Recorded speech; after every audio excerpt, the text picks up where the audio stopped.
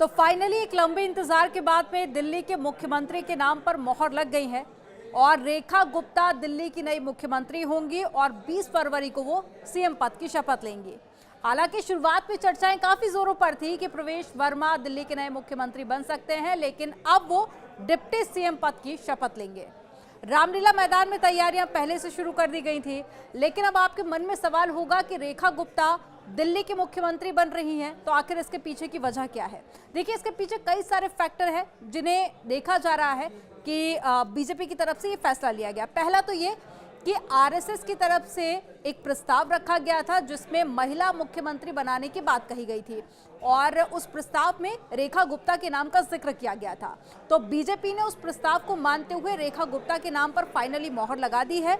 और दूसरा जो कारण है वो ये देखा जा रहा है कि इससे पहले रेखा गुप्ता मेयर भी रह चुकी हैं, तो बीजेपी बार बार एक तो सरप्राइज देती है, ऊपर से एक एग्जाम्पल सेट करने की कोशिश करती है कि बीजेपी में परिवारवाद नहीं है। एक कार्यकर्ता से लेकर जो दिग्गज नेता है सभी को बराबर आका जाता है। तो ऐसे में जब रेखा गुप्ता के नाम पर मोहर लगी है तो एक परिवारवाद बीजेपी में नहीं है, ये भी एग्जाम्पल सेट किया गया। इसके अलावा बीजेपी ने महिला मुख्यमंत्री बनाया है। आपको याद होगा, इससे पहले सुषमा स्वराज भी दिल्ली की मुख्यमंत्री रही, शीला दीक्षित भी मुख्यमंत्री रही।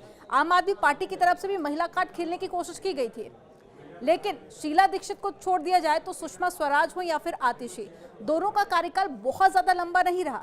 लेकिन अब सवाल ये है कि रेखा गुप्ता का कार्यकाल कितना ज्यादा लंबा रहता है और जनता उन्हें कितना प्यार करती है, ये तो खैर आने वाला वक्त बताएगा। लेकिन आप जल्द ही उन्हें रामलीला मैदान में शपथ लेते हुए देखेंगे। ये वही रामलीला मैदान है जहां से अरविंद केजरीवाल का एक लंबा इतिहास रहा है, लंबी यादें जुड़ी रही हैं।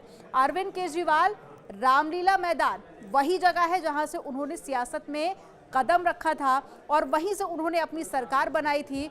और अनशन करते करते कब वो सियासत में उन्होंने कदम रखा और दिल्ली के मुख्यमंत्री बन गए, और उसी रामलीला मैदान में आप रेखा गुप्ता को मुख्यमंत्री पद की शपथ लेते हुए देखेंगे।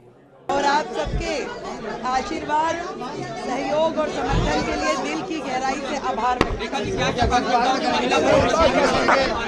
मत का नाम रोशन हो और क्या, महिला इतना आगे बढ़े तो वो से यही चाहिए हम लोग को बहुत ज्यादा। मेरा नाम अनीता भाटिया। बिल्कुल हमें शुरू से ही मालूम था कि वो आगे ही रहेंगी और बन भी गई हैं।